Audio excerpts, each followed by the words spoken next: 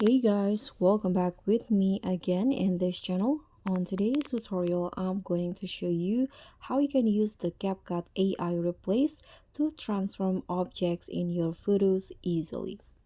So this is a pretty new feature on CapCut where you can replace anything on your photos using AI.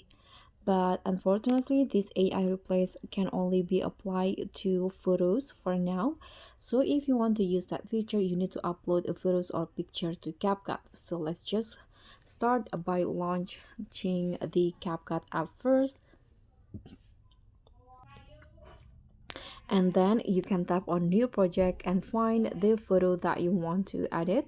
For example, I want to edit this photos right here. You can tap on add, and in here you can just click on the photos, and on the toolbar at the bottom just swipe until you find this AI replace. Tap on that.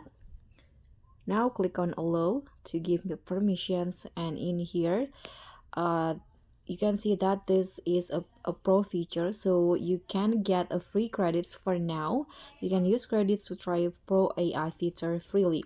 Pro members will get 500 credits every subscription month. They are valid for that subscription month. Credit can be purchased, so purchase credits are valid for 2 years. You can click on OK. Now you can just brush over the area that you want to replace. So for example, I want to replace the clothes in here. Now you can just going to delete this ones right here. Now you can just describe what you want to generate. For example, I'm going to just go with blue jacket, and after that you can tap on generate. As you guys can see, I have 3 free uses. You can tap on generate, and now CapCut will generating the AI replace. Let's try again. Okay, I don't know why it gives error, but that's basically how you can use the AI replace. I'm sorry about that. I cannot show you the result because my CapCut is like crashing. I don't know why it can be generated, but that's basically it. I hope this tutorial will be helpful for you.